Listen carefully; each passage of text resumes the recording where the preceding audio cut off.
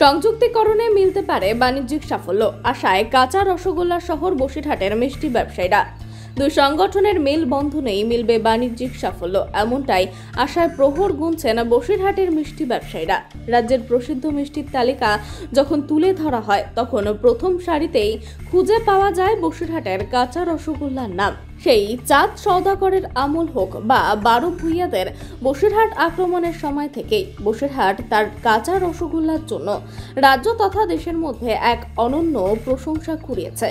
স্বয়ং মহানায়ক উত্তম কুমার বসিরহাটে অমানুষ সহ একাধিক ছবির শুটিংয়ে এসে প্রেমে পড়েছিলেন এই কাঁচা রসগোল্লার।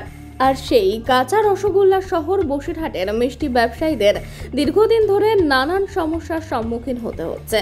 তাদের মূল অভিযোগ, বেশ কিছু বছর ধরে তারা উৎকৃষ্ট মানের ছানা আমদানি করতে পারছেন না, কারণ বসিরহাটের শহরতলিতে যে উৎকৃষ্ট মানের ছানাগুলি তৈরি হয় সেগুলি সবটাই কলকাতার উদ্দেশ্যে পাড়ি দেয়। তাই ভালো মিষ্টি তৈরি করতে একাধিক বাধার সম্মুখীন হতে হচ্ছে বসিরহাট, টাকি ও বাদুড়িয়া শহরের একাধিক মিষ্টি ব্যবসায়ীদের।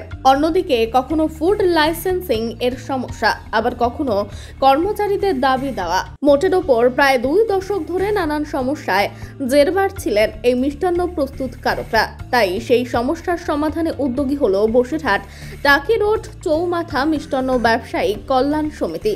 তারা এবার পশ্চিমবঙ্গ মিষ্টান্ন ব্যবসায়ী সমিতির সঙ্গে গাঁটছড়া বেঁধে বসিরহাটের মিষ্টি ব্যবসাকে এক অনন্য পর্যায়ে নিয়ে যেতে বদ্ধপরিকর। এ বিষয়ে বসিরহাটের মিষ্টি ব্যবসায়ী প্রদীপ ঘোষ, রাজ্য মিষ্টান্ন ব্যবসায়ী সমিতির সভাপতি সন্দীপ সেন, সম্পাদক তাপস দাস এ বিষয়ে কি বললেন শুনুন।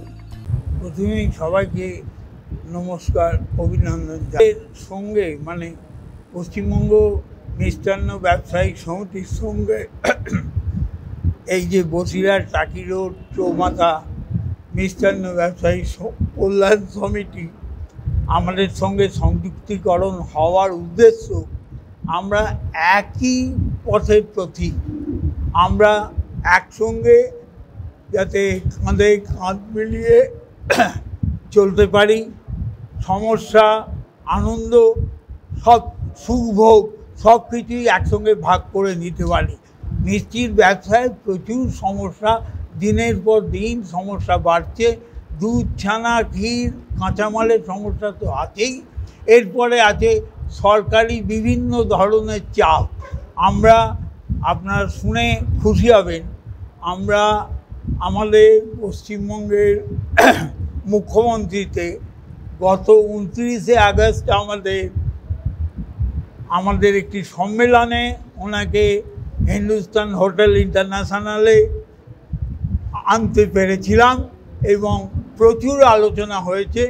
সেই আলোচনায় উনি প্রতিশ্রুতি দিয়েছেন কলকাতার বুকে মিষ্টান্ন বলে একটি ভবন তৈরি হবে। নবান্নর সঙ্গে সিমিলারিটি রেখে মিষ্টান্ন বলে ভবন অলরেডি তৈরি হচ্ছে এবং আমরা তার প্রজেক্ট রিপোর্ট সব দিয়ে দিয়েছি। বিল্ডিং কীভাবে হবে, কী ইত্যাদি ইত্যাদি সব কিছু হবে। এইভাবে আমরা একসঙ্গে সবাইকে কাঁধে কাঁধ মিলিয়ে চলার আহ্বান করি, সবারে করি আহ্বান। এরপরে আমাদের পদক্ষেপ হচ্ছে আমাদের এই ব্যবসায় যে গ্যাস এবং ইলেকট্রিসিটি ব্যবহার হয়, তাইতে কিছু সরকারি অনুদান বা কিছু ছাড়, এইটা আমরা নিয়ে এখন সংযুক্তভাবে আমরা আন্দোলন করব। অতীতে অনেক আন্দোলন করেছি, করে আমাদের ঘাড়ের ওপর থেকে সেলস ট্যাক্স উঠে গেছে। জিএসটি আপনারা সবাই অবগত আছেন, 5, 12, 18, 20 এরকম হারে ছিল। সেটাকে আন্দোলন করেছে, এর জন্য আমাদের হায়দ্রাবাদ যেতে হয়েছিল। গিয়ে আমরা সেটাকে ন্যূনতম 5% এনেছি। আমরা আরও চেষ্টা করছি যে আমরা বলেছিলাম জিএসটি কাউন্সিলকে যেটা 0% করতে, ওনারা মানেননি। ওরা বলেছেন জিএসটি সরকার 0% করতে রাজি হবেন না। আমরা চেষ্টা করব 1% যদি হয়।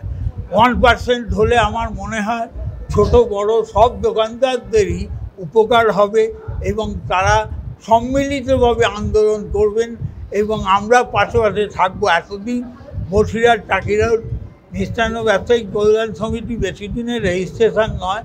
আমাদের অবশ্যই প্রয়োজনীয়। আমি ধন্যবাদ জানাই আমাদের পশ্চিমবঙ্গ রাজ্য যত মিষ্টির দোকান আমাদের এক ডাকে সাড়া দিয়েছে এবং ওনারা যে আমাদের এত সময় মানে 2-3 দিনের মধ্যেই অ্যারেঞ্জ করা হয়েছে, তো খুব ভালো। আমাদেরও একটা প্রয়োজন আছে, প্রয়োজন বলতে আমাদের এখানে দুধ ছানার বিরাট একটা কোয়ালিটি খারাপ। এছাড়াও আমাদের মিষ্টির দোকান সবাই না এটা আলাদাভাবে দেখে, যেটা হচ্ছে মিষ্টির দোকান লেবার নিয়ে কাজ করি, আমাদেরকে মানে অত্যাচার বা কিছু এই সমস্যার মানে আমাদের হতে হয়। তো এই কারণে আমরা চেয়েছি যে আমরা পশ্চিমবঙ্গ রাজ্য সমিতি মানে সংগঠন ওনাদের সাথে যারা আমরা একে অপরের হাত যাতে বাড়াতে পারি, যাতে ওনারা আমাদেরকে একটু সহযোগিতা করে বা ওনাদের যদি কোনো রকম সমস্যা হয় আমরা যদি তাদেরকে হাত বাড়াই, এই কারণেই আমরা এই মিলনস্থলটা তৈরি করেছি।